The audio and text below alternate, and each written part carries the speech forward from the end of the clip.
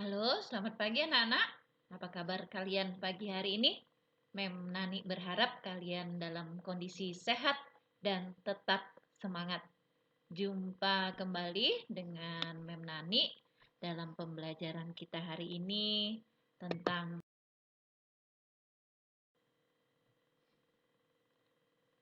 adapun kompetensi dasar yang akan kita pelajari hari ini 3.4, yaitu menerapkan metode-metode penelitian sosial untuk memahami berbagai gejala sosial. Sedangkan 4.4 menyusun rancangan, melaksanakan dan menyusun laporan penelitian sederhana serta mengkomunikasikannya dalam bentuk tulisan, lisan, dan audio visual.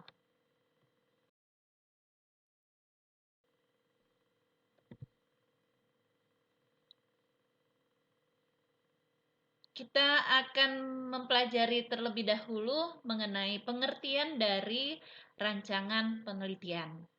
Rancangan penelitian adalah kerangka atau sketsa yang didesain oleh peneliti sebagai rencana penelitiannya. Ini pengertian dari rancangan penelitian.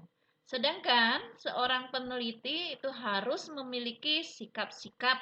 Yang pertama, mampu membedakan antara opini dan fakta.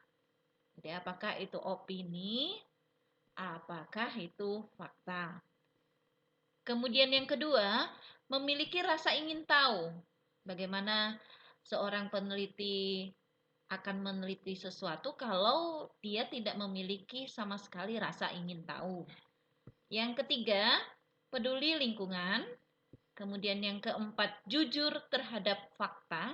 Jadi laporan penelitiannya itu harus berdasarkan fakta. Jadi memang betul-betul jujur. Jangan membuat sesuatu yang sebenarnya itu tidak terjadi. Ya. Kemudian yang kelima, terbuka dan fleksibel. Terbuka yang dimaksud di sini, seorang peneliti juga harus mau menerima kritikan atau saran dari orang lain terkait penelitiannya. Kemudian yang keenam, berani mencoba. Yang ketujuh, berpendapat secara ilmiah dan kritis. Yang kedelapan adalah bekerja sama. Yang kesembilan, ulet dan gigih.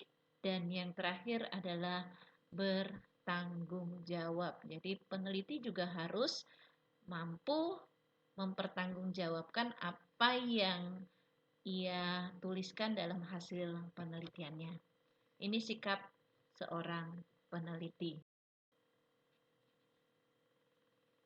Kita lanjutkan komponen rancangan penelitian. Ada 7 komponen rancangan penelitian. Jadi di dalam rancangan penelitian itu harus meliputi apa saja. Yang pertama yaitu judul. Jadi harus ada judulnya. Kemudian yang kedua ada pengantarnya. Kemudian yang ketiga ada pendahuluan. Kemudian yang keempat ada landasan teori. Yang kelima adalah metode penelitiannya. Kemudian yang keenam jadwal penelitian. Dan yang ketujuh adalah rencana anggaran atau keuangan dalam penelitiannya. Metode pengumpulan data. Metode pengumpulan data yang pertama adalah kuesioner. Kuesioner ini merupakan metode pengumpulan data yang dilakukan dengan cara memberi seperangkat pertanyaan, ya, baik secara lisan maupun tertulis kepada responden untuk dijawab. Jadi kalau kuesioner itu biasanya berupa pertanyaan-pertanyaan yang harus dijawab oleh responden. Responden ini orang yang akan kita mintai jawaban atas pertanyaan kita. Kemudian yang kedua adalah wawancara. Teknik pengumpulan data yang dilakukan melalui tatap muka dan tanya jawab langsung antara peneliti dan narasumber.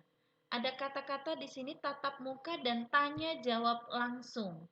Artinya apa? Si peneliti dengan responden itu harus berhadapan muka atau harus bertemu. Sedangkan yang ketiga, pengamatan atau kata lainnya observasi, yaitu metode pengumpulan data yang kompleks karena melibatkan berbagai faktor dalam pelaksanaannya. Contoh konkret, kalau Mem Nani mau meneliti terkait sikap siswa kelas 10 IPS dalam mengikuti kegiatan belajar mengajar sosiologi. Maka ketika saya mengajar di kelas kalian, mengajar sosiologi di kelas kalian, saya akan memperhatikan dari awal saya masuk sampai dengan saya selesai mengajar kalian. Nah, ini terkait metode pengumpulan data yang ketiga, yaitu mengamati atau observasi. Jadi sekali lagi ada 3 metode pengumpulan data: kuesioner, wawancara, dan pengamatan atau observasi.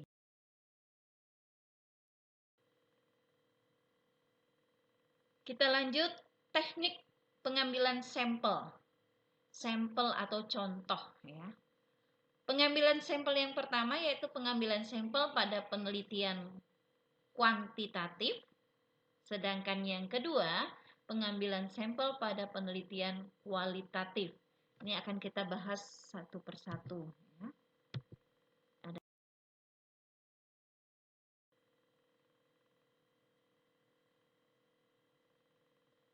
Kita ke pengambilan sampel pada penelitian kuantitatif terlebih dahulu ya. Pengambilan sampel pada penelitian kuantitatif dibedakan menjadi 2. Yang pertama adalah random sampling ya. Yang kedua non-random sampling. Untuk random sampling dibedakan menjadi 2. Ada sampel acak sederhana. Maksudnya acak sederhana artinya semua responden itu punya kesempatan yang sama. Jadi acak, memilihnya secara acak ya. Sedangkan yang kedua, sampel acak berstrata, artinya ada tingkatannya. Contoh kalau saya mau meneliti siswa-siswi SMA Santo Yosep Lahat. Kalau saya mengambil sampelnya secara acak sederhana, maka saya bebas saja memilih apakah mau kelas 10, apakah kelas 11, apakah kelas 12, bebas ya. Itu yang sederhana. Tetapi ketika kita menggunakan sampel acak berstrata, artinya kita harus menentukan dulu. Contoh, Mem ambil kelas 10 sampelnya sebagai sampel atau contohnya saya butuh 10 anak. Kelas 11 sebagai sampelnya saya ambil 10 anak. Kelas 12 saya ambil 10 anak sebagai sampel. Nah, inilah yang dinamakan dengan sampel acak berstrata. Jadi ada tingkatannya. Oke, itu untuk yang random sampling. Kemudian yang kedua, untuk non-random sampling ini ada 6. Ada proportional sampling, ada double sampling, ada cluster sampling, ada incidental sampling, ada sampel sistematis, dan area probability. Kita akan lihat satu persatu. Untuk yang proportional sampling, yaitu pengambilan sampel dari tiap-tiap subpopulasi. Kalau populasi sebagai contoh yang Ibu ambil itu adalah SMA Santo Yosep, itu populasinya. Sedangkan subpopulasinya kelas. Ada kelas 10 MIPA, ada kelas 10 IPS, ada 11 MIPA, 11 IPS 1, 11 IPS 2, kemudian ada 12 MIPA dan 12 IPS. Nah, Ibu ambil masing-masing atau tiap-tiap subpopulasi. 10 MIPA Ibu ambil sampelnya, 10 IPS Ibu ambil, dan seterusnya. Inilah yang dinamakan dengan proportional sampling. Sedangkan yang kedua, double sampling.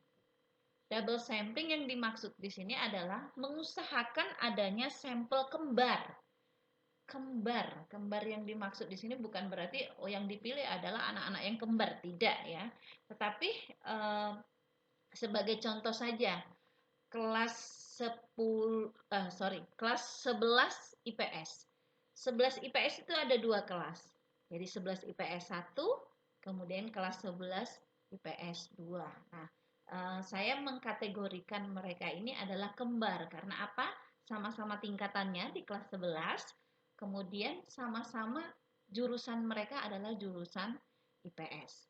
Ini yang double sampling. Kemudian cluster sampling, pengambilan sampel berdasarkan kelompok daerah. Kelompok daerah. Sebagai contoh, saya ambil kelas 10 IPS. Kelompok daerahnya yang saya ambil contoh yang berasal dari Sumatera Selatan. Saya ambil berapa orang. Kemudian yang berasal dari Sumatera Utara, saya ambil berapa orang. Yang asli orang Lahat, saya ambil beberapa orang. Nah, ini contoh ya. Kemudian yang keempat, incidental sampling.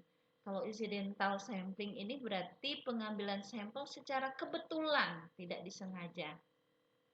Kalau seandainya saja nih, saya mau mengambil data tentang bagaimana peran OSIS dalam kegiatan belajar mengajar di SMA Santo Yosep.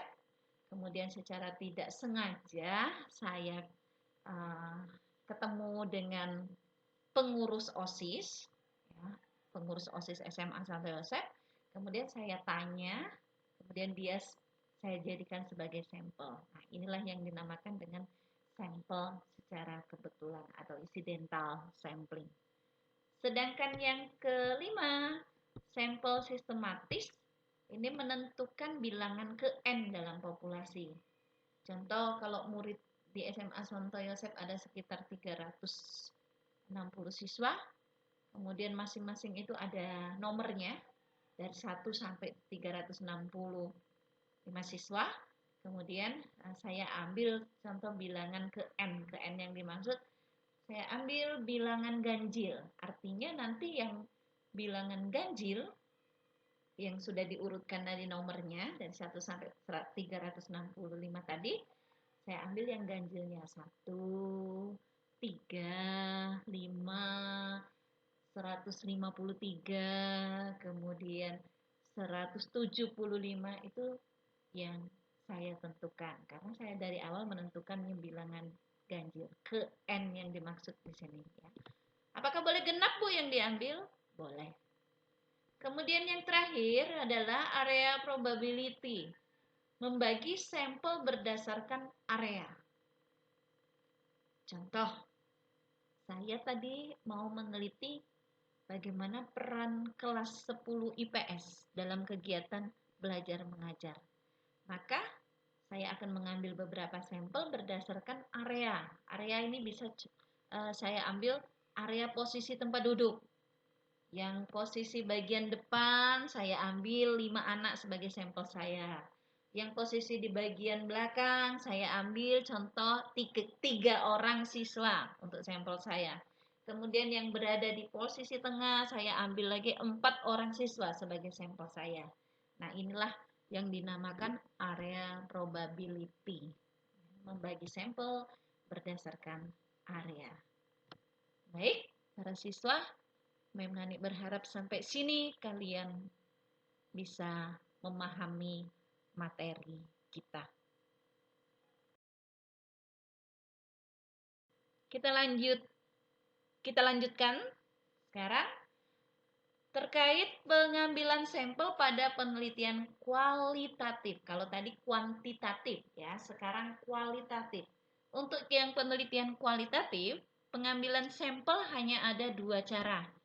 Yang pertama adalah purposive sampling, pengambilan informan berdasarkan pertimbangan tertentu. Jadi betul-betul ini yang menentukan adalah penelitinya. Sedangkan snowball sampling Pemilihan informan berdasarkan penelusuran atau rekomendasi informan sebelumnya. Snowball sampling. Contoh, kalau saya mau meneliti kelas 10 IPS, kemudian saya meneliti terkait dengan bagaimana perilaku kalian selama mengikuti kegiatan belajar mengajar di sekolah. Kemudian saya ambil sebagai contoh saja, satu sampel yang pertama saya ambil adalah Dimas. Nah, ketika saya mengambil sampel Dimas, saya akan bertanya kepada Dimas, kemudian saya mendapatkan informasi dari Dimas.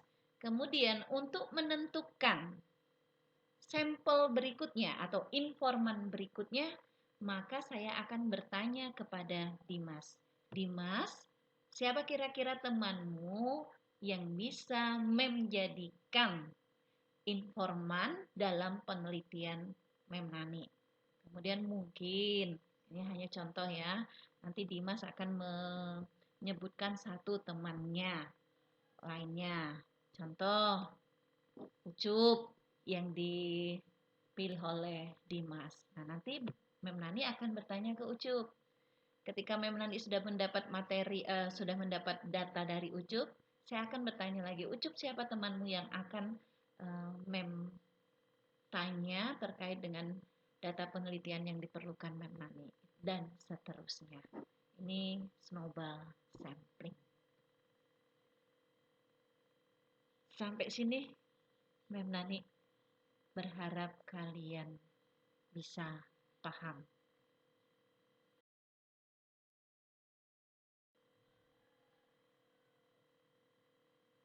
Kita beralih ke proses pengolahan data.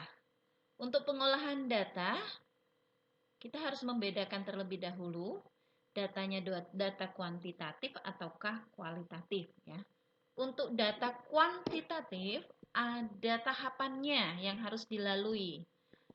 Yang pertama adalah pemeriksaan data atau editing ya. Kemudian tahap pembuatan kode atau pemberian kode atau coding.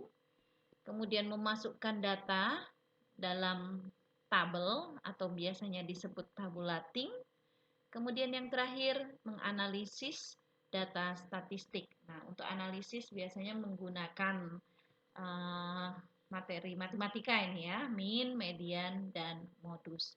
Ini data kuantitatif. Apakah boleh dibolak-balik? Tidak, ya. Kita tahapannya ini sudah pasti. Yang pertama pasti pemeriksaan data, editing. Nah, apa saja yang diperiksa? Biasanya yang diperiksa terkait dengan kelengkapan datanya, kemudian apakah memastikan betul-betul datanya itu benar atau rekayasa. Ini pemeriksaan data. Kemudian terkait pembuatan kode, contoh saja, kalau seandainya itu jawabannya, pertanyaannya ya atau tidak. Nah, ya diberi kode 1, tidak diberi kode 2. Nah, ini terkait pembuatan kode. Kemudian memasukkan data dalam bentuk tabel ini supaya memudahkan peneliti dalam melihat kembali datanya. Jadi dibuat tabelnya berapa yang memilih iya tadi, kemudian berapa orang yang memilih tidak. Yang terakhir adalah analisis data statistik.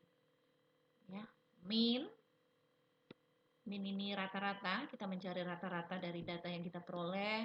Kemudian median ini nilai tengah dari data yang kita peroleh. Sedangkan modus ini adalah nilai yang sering muncul. Proses pengolahan data kuantitatif. Jadi ada 4. Sedangkan yang data kualitatif hanya ada 3. Yang pertama adalah reduksi data. Istilah di sini reduksi. Nah, reduksi yang dimaksud ini sebenarnya hampir sama dengan istilah editing dalam data kuantitatif. Hanya karena ini datanya data kualitatif, maka istilahnya menggunakan reduksi. Jadi memeriksa data yang masuk. Apakah betul sudah valid datanya ataukah perlu ada perubahan terkait data tersebut. Kemudian display data yang dimaksud ini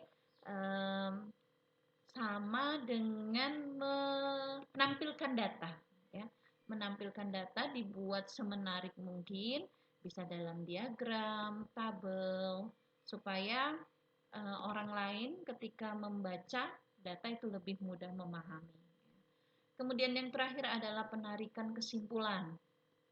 Jadi dalam data kualitatif, pengolahan data kualitatif, ternyata ada penarikan kesimpulan. Kesimpulannya apa? Setelah diteliti, bagaimana kesimpulannya? Nah, ini untuk proses pengolahan data. Selesai materi kita, anak-anak.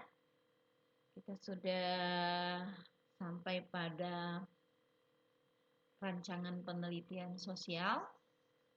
Nani berharap sekalipun materinya tidak terlalu banyak, tetapi kalian bisa memahami karena materi ini akan kita gunakan sebagai materi dalam penilaian akhir semester. Tetap semangat, ya, jangan menyerah. Selamat mempersiapkan untuk penilaian akhir semester kalian. Dan sukses untuk kita semua. Bye-bye.